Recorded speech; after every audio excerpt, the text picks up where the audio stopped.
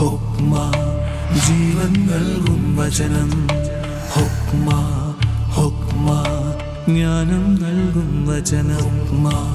ഹൊക്മ ജീവൻ നൽകും വചനം. ഹൊക്മ ഹൊക്മ ജ്ഞാനം നൽകും വചനം. ഈശോ മിശിഹായ്ക്ക് സ്തുതിയായിരിക്കട്ടെ. അബ്രഹാമിൻ്റെ വിശ്വാസത്തെക്കുറിച്ചും ദൈവത്തോടുള്ള സ്നേഹബന്ധത്തെക്കുറിച്ചും ഒക്കെ കഴിഞ്ഞ എപ്പിസോഡുകളിലൂടെയൊക്കെ നമ്മൾ മനസ്സിലാക്കി.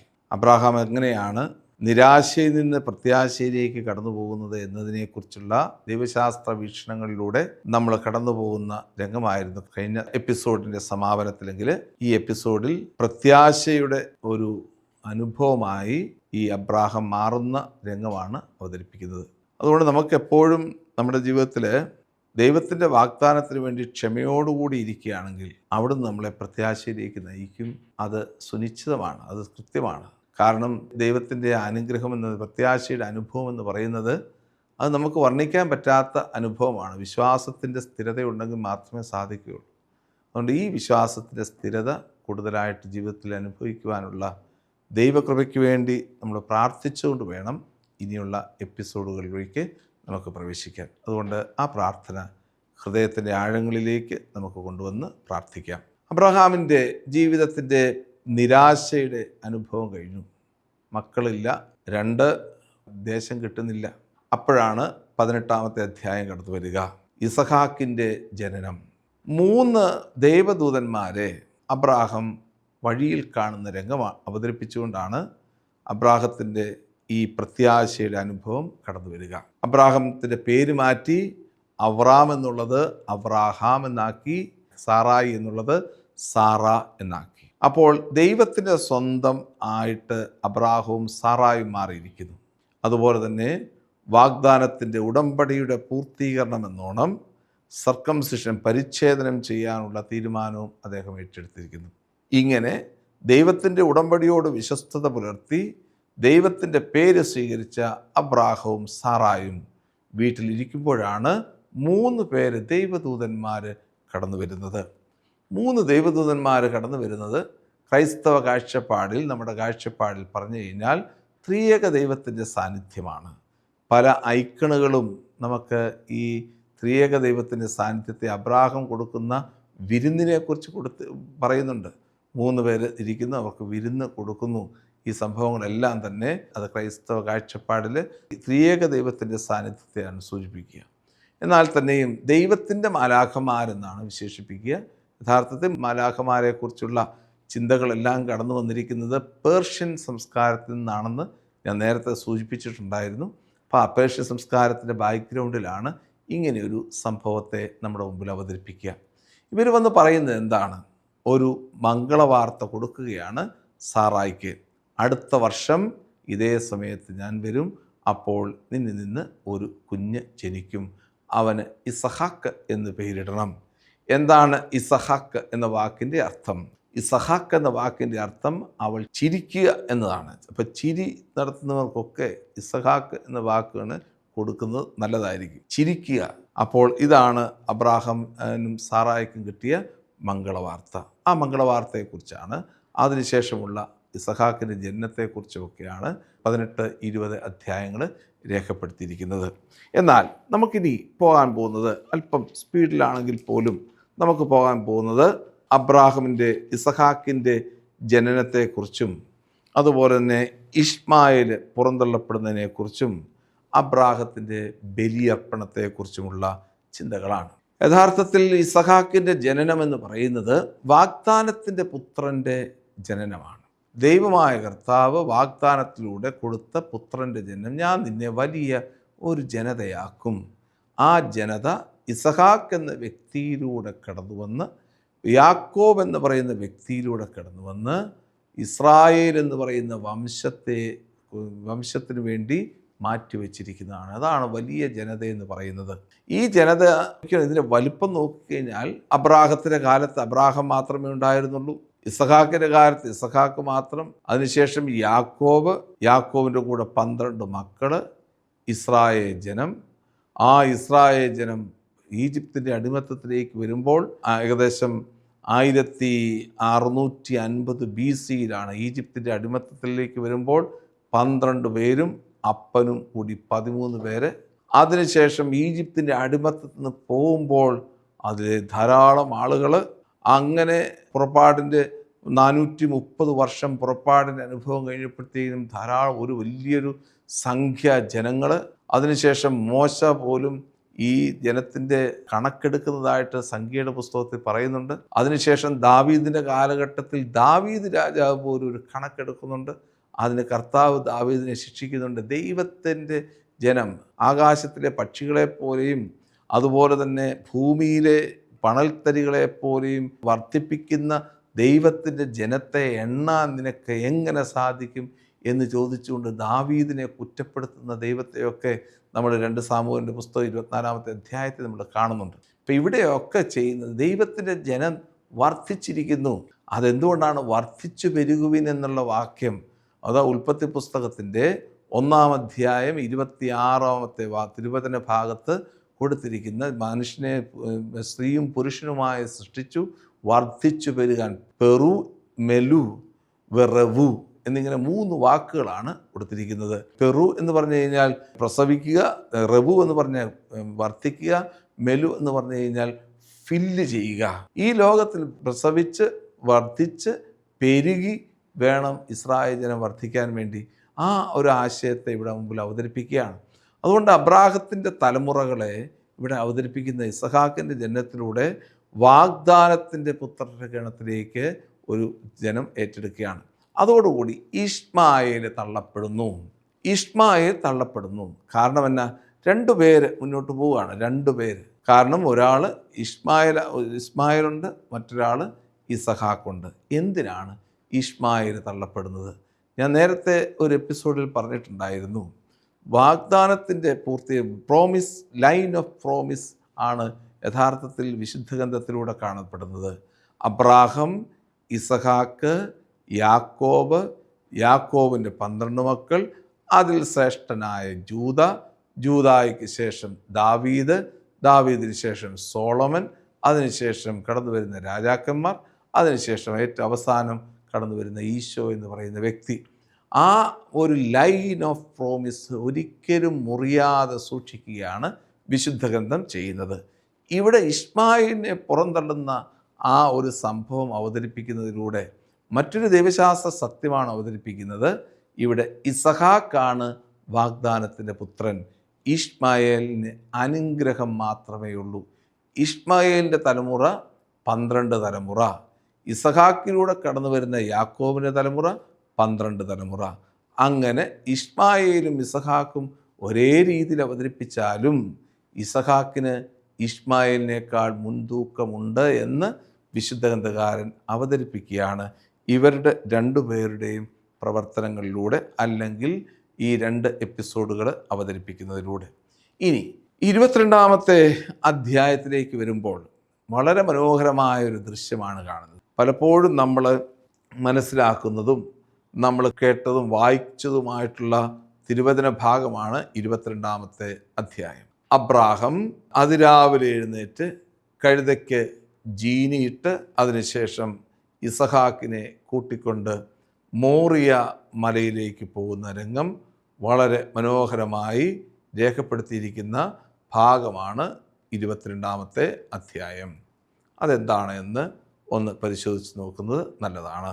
ഇവിടെ കൊടുത്തിരിക്കുന്ന ഒരു വലിയൊരു സത്യം, പലപ്പോഴും നമ്മൾ വിചാരിക്കുന്നത് അബ്രാഹം ഇസഹാക്കിനെ ബലി കഴിക്കാൻ വേണ്ടി കൊണ്ടുപോകുന്നു. നമ്മൾ പലപ്പോഴും വിചാരിക്കുന്നത് എന്ത് ക്രൂരനാണ് അബ്രാഹം. തൻ്റെ സ്വന്തം പുത്രനെ ബലി കഴിക്കാൻ കർത്താവ് പറഞ്ഞെന്ന് പറഞ്ഞുകൊണ്ട് സ്വന്തം പുത്രനെ ബലി കഴിക്കാൻ വേണ്ടിയിട്ട് ഒരു മടിയും കൂടാതെ, ഒരു ചാഞ്ചല്യവും കൂടാതെ അദ്ദേഹം പുറപ്പെടുകയാണ് ചെയ്തത്. നോക്കിക്കേ, ഓരോ ഭാഗങ്ങളെടുത്ത് നോക്കിക്കോണം. നീ സ്നേഹിക്കുന്ന നിൻ്റെ ഏക മകൻ ഇസഹാക്കിനെയും കൂട്ടിക്കൊണ്ട് മോറിയ ദേശത്തേക്ക് പോവുക. അവിടെ ഞാൻ കാണിച്ചിരുന്ന മരമുകളിൽ നീ അവനെ എനിക്ക് ദഹനബലിയായി അർപ്പിക്കണം. അബ്രാഹം അതിരാവിലെ എഴുന്നേറ്റ് കഴുതയ്ക്ക് ജീനിയിട്ട് മകൻ ഇസഹാക്കിനെയും കൂട്ടി ബലിക്കുള്ള വിറകും എടുത്തുകൊണ്ട് അവൻ യാത്ര പുറപ്പെട്ടു. ഒന്നും ചോദിക്കുന്നില്ല, പറയുന്നില്ല. ഇതാണ് വിശ്വാസം. ദൈവം പറഞ്ഞു, അതുപോലെ തന്നെ ചെയ്തു. എന്താണ് ഇതിൻ്റെ ഉള്ളിൽ കിടക്കുന്ന സത്യം? യഥാർത്ഥത്തിൽ അബ്രാഹം ഇസഹാക്കിനെ ബലി കഴിക്കാൻ കൊണ്ടുപോയതാണോ? യഹൂദ പാരമ്പര്യമനുസരിച്ച് പുറപ്പാടിൻ്റെ പുസ്തകത്തിലും സംഖ്യയുടെ പുസ്തകത്തിലും ലേവ്യരുടെ പുസ്തകത്തിലുമൊക്കെ പറയുന്ന വിശുദ്ധ ഗ്രന്ഥ പാരമ്പര്യമനുസരിച്ച് നമ്മൾ മനസ്സിലാക്കുമ്പോൾ അതിപ്രകാരമാണ്. ഇസഹാക്കിനെ ബലി കഴിക്കുക എന്ന് പറയുന്നതിൻ്റെ അർത്ഥം ഇസഹാക്കിനെ കോൺസക്രേറ്റ് ചെയ്യുക എന്നുള്ളതാണ്. കാരണം ദൈവിക നിയമം അനുസരിച്ച്, പുറപ്പാടിൻ്റെ നിയമം അനുസരിച്ച്, ലേവ്യരുടെ നിയമം അനുസരിച്ച്, സംഖ്യയുടെ നിയമം അനുസരിച്ച് ഇപ്രകാരമാണ്: ആദ്യജാതൻ എൻ്റേതാണ്. അബ്രാഹാം ഇസഹാക്കിനെ ബലി കഴിക്കാൻ കൊണ്ടുപോയി എന്ന് പറയുമ്പോൾ അതിൻ്റെ അർത്ഥം യഥാർത്ഥത്തിൽ അബ്രാഹാം ഇസഹാക്കിനെ അന്നത്തെ നിയമം അനുസരിച്ച് കോൺസക്രേറ്റ് ചെയ്തു എന്നുള്ളതാണ്, സമർപ്പിച്ചു എന്നുള്ളതാണ്. ഉദാഹരണം പറഞ്ഞു കഴിഞ്ഞാൽ പുറപ്പാടിൻ്റെ പുസ്തകം 22-ാം അധ്യായം 29-30 വരെയുള്ള വാക്യങ്ങളിൽ പറയുന്ന ഇപ്രകാരമാണ്: the first born of your son, ആദ്യജാതൻ you have to give to me, എനിക്ക് നൽകണം. നിന്റെ ആദ്യജാതനെ എനിക്ക് നൽകണം. അതൊരു ബലിയർപ്പണമായിട്ടല്ല ഉദ്ദേശിക്കുക. ഇനി പറയുന്നത് പുറപ്പാടിൻ്റെ പുസ്തകം 34-ാം അധ്യായം 19-ാമത്തെ വാക്യം ദൈവിക നിയമങ്ങളുടെ ഭാഗമാണ്. അവിടെ പറയുന്ന ഇപ്രകാരമാണ്: ആദ്യജാതരെല്ലാം എനിക്കുള്ളതാണ്, ആടുമാടുകളുടെ കടിഞ്ഞൂലുകളും എൻ്റേതാണ്. പുറപ്പാടിൻ്റെ പുസ്തകം 13-ാം അധ്യായം 2-ാമത്തെ വാക്യം, കർത്താവ് മോശയോട് കൽപ്പിച്ചു, ഇസ്രായേലിലെ ആദ്യജാതരെ എല്ലാം എനിക്കായി സമർപ്പിക്കുക, മനുഷ്യരുടെയും മൃഗങ്ങളുടെയും കടിഞ്ഞൂലുകൾ എനിക്കുള്ളതാണ്. സംഖ്യയുടെ പുസ്തകം 3-ാം അധ്യായം 45-ാമത്തെ തിരുവചനം ഇപ്രകാരമാണ് പറയുന്നത്: ഇസ്രായേലിന്റെ ആദ്യജാതന്മാർക്ക് പകരം ലേവ്യരെ എടുക്കുക, അവരുടെ കന്നുകാലികൾക്ക് പകരം ലേവ്യരുടെ കന്നുകാലികളെയും. അതായത് ഒരു സബ്സ്റ്റിറ്റ്യൂഷൻ നടക്കുക. ഇസ്രായേലിലെ ആദ്യജാതർക്ക് പകരം ലേവ്യരും അവരുടെ കന്നുകാലികൾക്ക് പകരം ലേവ്യരുടെ കന്നുകാലികളെയും എടുക്കുക എന്നാണ് പറയുന്നത്. ഇനി അടുത്ത ഭാഗം എന്ന് പറയുന്നത് സംഖ്യയുടെ പുസ്തകം 8-ാം അധ്യായം 17-18 വാക്യങ്ങൾ. അതിപ്രകാരമാണ് പറയുന്നത്: ഇസ്രായേലിൽ മനുഷ്യരുടെയും മൃഗങ്ങളുടെയും കടിഞ്ഞൂലുകളെല്ലാം എനിക്കുള്ളതാണ്. ഈജിപ്തിലെ കടിഞ്ഞൂലുകളെല്ലാം സംഹരിച്ചപ്പോൾ ഞാൻ അവരെ എനിക്കായി മാറ്റിവെച്ചു. ഇസ്രായേലിലെ ആദ്യജാതന്മാർക്ക് പകരം ലേവ്യരെ ഞാൻ തിരഞ്ഞെടുത്തിരിക്കുന്നു. ഇങ്ങനെ പറയുന്ന വിശുദ്ധഗ്രന്ഥ ഭാഗങ്ങൾ എടുത്തു നോക്കിക്കഴിഞ്ഞാൽ 2 കാര്യങ്ങൾ നമുക്ക് മനസ്സിലാക്കാൻ പറ്റും. ഒന്ന്, ആദ്യജാതൻ എന്ന് പറയുന്നത് അപ്പൻ്റെ ഏറ്റവും വലിയ സമ്പത്താണ്, കുടുംബത്തിൻ്റെ സമ്പത്താണ്, അപ്പൻ്റെ ശക്തിയാണ്. അതിനാൽ അത് ദൈവത്തിന് സമർപ്പിക്കണം. ആദ്യജാതനെ സമർപ്പിക്കുന്നതിലൂടെ, ആ സമർപ്പണം സ്വീകരിക്കുന്നതിലൂടെ തലമുറകളെ ഉണ്ടാക്കാൻ വേണ്ടിയിട്ട് കർത്താവ് സഹായിക്കും എന്നുള്ളതാണ് അതിൻ്റെ അർത്ഥം. അതുകൊണ്ട് ആദ്യജാതനെ കൊല്ലുക എന്നുള്ളതല്ല, ദൈവത്തിന് ദഹനബലിയായിട്ട് കൊടുക്കുക എന്നുള്ളതല്ല, മറിച്ച് അത് ആദ്യജാതനെ ദൈവത്തിന് മുമ്പിൽ കോൺസക്രേറ്റ് ചെയ്യുക, വിശുദ്ധീകരിക്കുക എന്നുള്ളതാണ്. സമർപ്പിക്കുക, വിശുദ്ധീകരിക്കുക. അതിന് ഹെബ്രായ വാക്കാണ് കദാഷ് എന്ന വാക്ക്. കദാഷ് എന്ന് പറഞ്ഞു കഴിഞ്ഞാൽ വിശുദ്ധീകരിക്കുക എന്നാണ് അർത്ഥം. ദൈവത്തിന് മുമ്പിൽ വിശുദ്ധീകരിക്കുക. ഇതാണ് പ്രധാനമായിട്ടും ഉള്ള ഒന്നാമത്തെ കാര്യം. അതുപോലെ തന്നെ രണ്ടാമതായിട്ട് പറയുന്നു, ഈ ആദ്യജാതര് കർത്താവിൻ്റേതാണ്. വിശുദ്ധീകരിക്കപ്പെട്ട് കഴിഞ്ഞാൽ പിന്നെ അത് കർത്താവിനുള്ളതാണ്. അങ്ങനെയാണ് അബ്രാഹത്തിൻ്റെ പുത്രനായ ഇസഹാക്കിനെ അബ്രാഹം വിശുദ്ധീകരിക്കാൻ വേണ്ടി അത് കർത്താവിൻ്റെ മുമ്പിൽ കർത്താവിനായിട്ട് സമർപ്പിക്കാൻ വേണ്ടി കൊണ്ടുപോകുന്നത്. പലപ്പോഴും നമ്മുടെ മുസ്ലിം സഹോദരങ്ങളൊക്കെ പറയുന്നത് അബ്രാഹം തൻ്റെ പുത്രനായ ഇഷ്മായേലിനെയാണ് സമർപ്പിച്ചത്. യഥാർത്ഥത്തിൽ അവരുടെ നോട്ടത്തിൽ അബ്രാഹത്തിൻ്റെ കടിഞ്ഞൂൽ സന്താനം ആരാണ്? ഇഷ്മായേലാണ്. കാരണം ഇഷ്മായേൽ വന്നിരിക്കുന്നത് ഹാഗാറിൽ നിന്നാണ്. ഹാഗാർ ആരാണ്? ഈജിപ്തിലെ ദാസിയാണ്. അതിനാൽ ഹാഗാറിൽ നിന്നാണ് ഇഷ്മായേൽ വന്നിരിക്കുന്നത്. അതിനാൽ ആദ്യ പുത്രൻ, കടിഞ്ഞൂൽ പുത്രൻ ഇഷ്മായേൽ ആയതുകൊണ്ട് ഇഷ്മായേലിനെ ബലിയർപ്പിക്കുന്നു. പക്ഷേ വിശുദ്ധ ഗ്രന്ഥം അങ്ങനെയല്ല പറയുന്നത്. വിശുദ്ധ ഗ്രന്ഥം പറയുന്നത് അബ്രാഹത്തിൻ്റെ കടിഞ്ഞൂൽ സന്താനം സാറ എന്ന് പറയുന്ന വ്യക്തിയിൽ നിന്നുണ്ടായ, ഭാര്യയിൽ നിന്നുണ്ടായ ഇസഹാക്കാണ്. ആ ഇസഹാക്കിനെ സമർപ്പിക്കുക എന്നുള്ളതാണ് യഥാർത്ഥത്തിൽ ഈ ബലിയർപ്പണത്തിൻ്റെ ലക്ഷ്യം, ഉദ്ദേശം എന്നതുകൊണ്ട് ഉദ്ദേശിക്കുക. ഇനി ഇത് വാഗ്ദാനത്തിൻ്റെ പുത്രനാണ്. ഇസഹാക്ക് വാഗ്ദാനത്തിൻ്റെ പുത്രനാണ്. വാഗ്ദാനത്തിൻ്റെ പുത്രനെ എവിടെ കൊണ്ട് അർപ്പിക്കണമെന്നാണ് പറയുന്നത്? ഞാൻ കാണിച്ചു തരുന്ന മലയിൽ ആ മലയാണ് മോറിയ മല.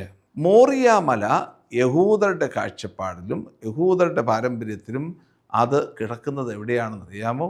ജെറുസലേമിലാണ്. അപ്പോൾ അബ്രാഹാം ഇസഹാക്കിനെ ബലി കഴിക്കാൻ വേണ്ടി കൊണ്ടുവന്ന, അല്ലെങ്കിൽ സമർപ്പിക്കാനായിട്ട് കൊണ്ടുവന്ന മോറിയ മല എന്ന് പറയുന്നത് ജെറുസലേമാണ്. ആ ജെറുസലേം ഇസ്രായേലിൻ്റെ കാഴ്ചപ്പാടിൽ, യഹൂദരുടെ കാഴ്ചപ്പാടിൽ അവിടെയാണ് ക്രിയേഷൻ നടന്നിരിക്കുന്നത്, സൃഷ്ടി നടന്നിരിക്കുന്നത്. യഹൂദരുടെ കാഴ്ചപ്പാടാണത്. സൃഷ്ടി നടന്നിരിക്കുന്ന കല്ല് യഥാർത്ഥത്തിൽ അവിടെയാണ് സ്ഥാപിതമായിരിക്കുന്നത്. നോക്കിക്കേ, ഇത് യഹൂദരുടെ പശ്ചാത്തലത്തിൽ ഇത് പറയുമ്പോൾ നമുക്കൊന്ന് ചിന്തിച്ച് നോക്കിക്കഴിഞ്ഞാൽ ഒരു വലിയ വിശ്വാസ സത്യത്തിലേക്ക് നമ്മൾ കൊണ്ടുപോകുന്നത്. വാഗ്ദാനത്തിൻ്റെ പുത്രനായ ഇസഹാക്കിലൂടെയാണ് ഇസ്രായേൽ എന്ന് പറയുന്ന ജനം അറിയപ്പെടുന്നത്. അബ്രാഹത്തിന്റെ പുത്രനായ ഇസഹാക്കിലൂടെ വാഗ്ദാനം ചെയ്യപ്പെട്ടവനാണ്. കാരണം ഇസഹാക്ക് എന്ന് പറയുന്ന വ്യക്തി അത്രമാത്രം ശ്രേഷ്ഠനായിരുന്നു. ദൈവത്തിൻ്റെ വാഗ്ദാനത്തിൻ്റെ പുത്രൻ. മോറിയ മല ജെറുസലേമാണ്. ആ മോറിയ മലയെന്ന് പറയുന്നത് അവിടെയാണ് ആദ്യത്തെ സൃഷ്ടി നടന്നത് എന്നും അവർ വിശ്വസിക്കുന്നു. ഇനി നമ്മൾ കാണുന്നത് അബ്രാഹാം കഴുതയുമായിട്ട് പോകുന്നു, അതിന് പകരമായിട്ട് അടുത്ത ഭാഗമാണ്. അവർക്ക് അതിന് പകരമായിട്ട് കത്തി കയ്യിലെടുത്തു. കത്തി കയ്യിലെടുത്തപ്പോഴത്തേക്കിനും ഉടനെ സ്വർഗത്തിൽ നിന്നൊരു വിളി വന്നു, അബ്രാഹാം കുഞ്ഞിനെ കൊല്ലരുത്. അപ്പോൾ അതിന് പകരമായി അവർ എന്താ ചെയ്യുന്നത്? ഒരു കുഞ്ഞാടിനെ, കൊമ്പുടക്കി കിടക്കുന്ന കുഞ്ഞാടിനെ കണ്ടു. കുഞ്ഞാടിനെ അതിന് പകരമായിട്ട് ബലിയർപ്പിച്ചു. യഥാർത്ഥത്തിൽ ഇവിടെ എന്താ സംഭവിക്കുക? അബ്രാഹാം ഇസഹാക്കിനെ സമർപ്പിക്കുമ്പോൾ, വിശുദ്ധീകരിക്കുമ്പോൾ, അതായത് ഉടമ്പടിയുടെ മകനായിട്ട് അവനെ സമർപ്പിക്കുമ്പോൾ അബ്രാഹാം നടത്തുന്ന ബലിയാണ് യഥാർത്ഥത്തിൽ കുഞ്ഞാടിൻ്റെ ബലി എന്ന് പറയുന്നത്. അപ്പോൾ അതായത് ഇതിന് കൊടുക്കുന്ന പേര് സബ്സ്റ്റിറ്റ്യൂഷൻ എന്നാണ്. അതായത് സബ്സ്റ്റിറ്റ്യൂട്ട് ചെയ്യുക. ഫസ്റ്റ് ലിങ്സ് ആർ സബ്സ്റ്റിറ്റ്യൂട്ടഡ് എന്നാണ് പറയുന്നത്. സബ്സ്റ്റിറ്റ്യൂട്ട് ചെയ്യുകയാണ്. അബ്രാഹാം ഇസഹാക്കിനെ ബലി കഴിക്കുന്നതിന് പകരമായിട്ട്, അല്ലെങ്കിൽ സമർപ്പിക്കുന്നതിൻ്റെ സൂചനയായിട്ട്, ആ സമർപ്പണത്തിൻ്റെ സബ്സ്റ്റിറ്റ്യൂഷനാണ് യഥാർത്ഥത്തിൽ ഒരു കുഞ്ഞാടിനെ സമർപ്പിക്കുന്നത്. ഇസ്രായേലിലെ ഒരു പ്രധാനപ്പെട്ട ഒരു പഴയ കാലത്തെ ഒരു സിനഗോഗാണ് ബെത്ത് ആൽഫ സിനഗോഗ്. അത് സ്ഥിതി ചെയ്യുന്നത് നമ്മുടെ മൗണ്ട് താബോർ എന്ന് പറയുന്ന സ്ഥലത്തിൻ്റെ താഴ്വാരങ്ങളിലാണ് സ്ഥിതി ചെയ്യുന്നത്. അഫൂള്ള, മൗണ്ട് താബോർ എന്നീ സ്ഥലങ്ങൾക്ക് ഇടയ്ക്കുള്ള ഒരു സ്ഥലമാണ് ബേത്ത് ആൽഫ സിനഗോഗ്. അവിടുത്തെ മൊസൈക്കിൽ ഒരു മനോഹരമായ ചിത്രം രേഖപ്പെടുത്തിയിട്ടുണ്ട്. അതിപ്രകാരമാണ് മൊസൈക്കിൽ കൊടുത്തിരിക്കുന്ന ചിത്രം. അബ്രഹാമിൻ്റെ ബലിയെക്കുറിച്ചാണ്. അബ്രഹാമിൻ്റെ ബലിയിൽ നമ്മൾ വായിക്കുന്നത് പോലെ ആ കൊമ്പുടക്കി കിടക്കുന്ന കുഞ്ഞാടിന് പകരമായിട്ട് വേറൊരു രീതിയിലുള്ള കുഞ്ഞാടിനെയാണ് കിട്ടിയിരിക്കുന്നത്. അത് മരത്തിൽ കെട്ടപ്പെട്ട കുഞ്ഞാടെന്നാണ്. അപ്പോൾ നോക്കിക്കണം, ഈ രണ്ട് തീമുകളും വളരെ പ്രത്യേകതയാണ്. അബ്രഹാം ഇസഹാക്കിനെ, വാഗ്ദാനത്തിൻ്റെ പുത്രനെ സമർപ്പിക്കുന്ന, വിശുദ്ധീകരിക്കുന്ന അവസരത്തിൽ ആ വിശുദ്ധീകരണത്തിൻ്റെ ഫലമായി ഒരു കുഞ്ഞാടിനെ കർത്താവ് കൊടുക്കുകയാണ്. ഇതുപോലെയാണ് ദൈവം മനുഷ്യനെ വിശുദ്ധീകരിക്കുന്ന അവസരത്തിൽ ആ വിശുദ്ധീകരണത്തിൻ്റെ ഭാഗമായി ദൈവത്തിൻ്റെ പുത്രനായ മിശിഹായാകുന്ന കുഞ്ഞാടിനെ ബലിയർപ്പിക്കുന്നതിലൂടെ ആ വിശുദ്ധീകരണം നടക്കുകയാണ്. ഒരു ജനതയുടെ വിശുദ്ധീകരണം നടക്കുന്നത് ബലിയർപ്പണത്തിലൂടെയാണ്. ഈശോ തൻ്റെ ജീവിതത്തെ ബലിയർപ്പിക്കുന്നതിലൂടെ നമ്മളെയൊക്കെ വാഗ്ദാനത്തിൻ്റെ മക്കളുടെ ഗണത്തിലേക്ക് ഉയർത്തി എന്നുള്ളതിൻ്റെ ചിന്തയാണ് അബ്രാഹാമിൻ്റെ ബലിയിലൂടെ അവതരിപ്പിക്കപ്പെട്ടിരിക്കുന്നത്. ഈശോയുടെ ബലിയർപ്പണത്തിലൂടെ നമ്മളെ ഓരോരുത്തരെയും ദൈവമായ കർത്താവിൻ്റെ മുമ്പിൽ വിശുദ്ധീകരിക്കപ്പെട്ട ഒരു സമൂഹമാക്കി മാറ്റി നമ്മളെ വിശുദ്ധീകരിച്ച് ദൈവത്തിൻ്റെ സന്നിധിയിൽ അർപ്പിക്കുന്നു.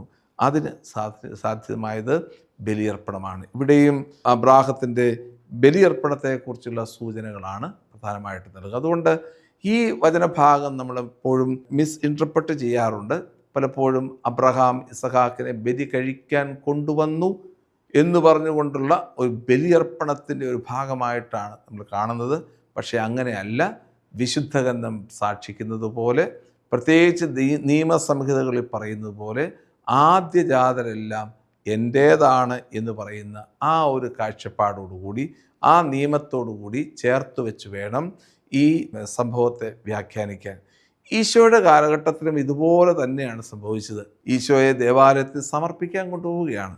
സമർപ്പിക്കുന്ന അവസരത്തിൽ എന്താ ചെയ്യുന്നത്? മാതാവും ഔസപിതാവും ഈശോയെ സമർപ്പിക്കാൻ വേണ്ടി ദേവാലയത്തിൽ കൊണ്ടുപോകുന്നു. ശിമയോൻ കർത്താവിനെ കരങ്ങളിലെടുക്കുന്നു. ഹന്ന പ്രാർത്ഥിക്കുന്നു. ആ ശിമയോൻ്റെ പ്രവചനം നടത്തുന്നു. അവർ കർത്താവിനെ സമർപ്പിക്കുന്ന കൂട്ടത്തിൽ എന്ത് ചെയ്തു? പ്രാവും കുഞ്ഞു 2 പ്രാവിനെയും ചെങ്ങാലികളെയും ബലിയർപ്പിച്ചു. അപ്പോൾ എന്തുകൊണ്ടാണ് അവർ പ്രാവിനെയും ചെങ്ങാലിയും ബലിയർപ്പിച്ചത്? അബ്രാഹാം എന്ന് പറയുന്ന വ്യക്തി സമൂഹത്തിലെ ധനാഢ്യനായ മനുഷ്യനായിരുന്നു. അതുകൊണ്ട് ധനാഢ്യനായ ഒരു വ്യക്തിക്ക് എപ്പോഴും അവൻ ബലിയർപ്പിക്കുമ്പോൾ ഏറ്റവും നല്ല ബലിയർപ്പണം അതുകൊണ്ടാണ് കുഞ്ഞാട്ടിനെ കൊടുക്കേണ്ടത്. എന്നാൽ പാവപ്പെട്ടവൻ ബലിയർപ്പിക്കുമ്പോൾ അവന് കൊടുക്കേണ്ടത് എന്താണ്? അവൻ കൊടുക്കേണ്ടത് പ്രാവിനെയോ ചെങ്ങാലിയോ ഒക്കെ ആണെങ്കിൽ അത് മതി എന്നുള്ളത് നിയമം അനുശാസിക്കുന്നുണ്ട് ദേവിയുടെ പുസ്തകത്തിൽ. അതുകൊണ്ടാണ് ഈശോയുടെ കാലത്ത് ഇങ്ങനൊരു സമർപ്പണം. ഈശോയുടെ കാലത്തും ഈശോയെ സമർപ്പിച്ചിരുന്നു. ആ സമർപ്പണത്തിന് പകരമായി ഒരു ബലിയർപ്പണം നടത്തിയിരുന്നു. ഇത് പഴയ നിയമ പാരമ്പര്യമാണ്. അത് ഈശോയുടെ കാലഘട്ടത്തിലും അത് പൂർത്തീകരിക്കപ്പെട്ടു എന്നുള്ളത് വാസ്തവമാണ്. ഇതാണ് പ്രധാനമായിട്ടും അബ്രഹാമിൻ്റെ ബലിയർപ്പണത്തിലൂടെ നമ്മൾ മനസ്സിലാക്കുന്നത്. അല്ലാതെ അബ്രഹാമിൻ്റെ ബലിയർപ്പണം എന്നതിലുപരിയായി അബ്രഹാം ഇസഹാക്കിനെ കോൺസക്രേറ്റ് ചെയ്യുന്നു. വാഗ്ദാനത്തിൻ്റെ പുത്രൻ്റെ ഗണത്തിലേക്ക് അബ്രഹാം ഇസഹാക്കിനെ സമർപ്പിക്കുന്നു. ആ സമർപ്പണം പൂർത്തീകരിക്കപ്പെടുന്നത് ഒരു കുഞ്ഞാടിൻ്റെ ബലിയർപ്പണത്തിലൂടെയാണ്. ഇതാണ് അബ്രഹാമിൻ്റെ പരമോന്നതമായ വിശ്വാസം. കാരണം അബ്രഹാം പ്രഖ്യാപിക്കുന്നത് ഇസഹാക്ക് വാഗ്ദാനത്തിൻ്റെ പുത്രനാണ്. ഇനിയുള്ള അബ്രഹാമിൻ്റെ അവസാന കാലഘട്ടങ്ങളെക്കുറിച്ചും അതുപോലെ തന്നെ അബ്രഹാമിന് ശേഷം കടന്നു വരുന്ന ഇസഹാക്കിനെ കുറിച്ചുമുള്ള ചിന്തകളാണ് ഇനി വരുന്ന എപ്പിസോഡുകളിലൂടെ നമുക്ക് മനസ്സിലാക്കാനുള്ളത്. അതുകൊണ്ട് അബ്രഹാമിൻ്റെ വിശ്വാസ ജീവിതത്തെ ഹൃദയത്തിൽ സ്വീകരിച്ചുകൊണ്ട് ആ വചനഭാഗങ്ങളിലൂടെയൊക്കെ നമുക്ക് യാത്ര ചെയ്ത് നമുക്ക് കൂടുതൽ പ്രാർത്ഥിക്കാനും കൂടുതൽ ധ്യാനിക്കാനുമുള്ള ഇട കർത്താവ് നൽകട്ടെ എന്ന് പ്രത്യേകമായിട്ട് നമുക്ക് പ്രാർത്ഥിക്കാം. ദൈവം നമ്മെ അനുഗ്രഹിക്കട്ടെ. ജീവൻ നൽകും വചനം. ജ്ഞാനം നൽകും വചനം.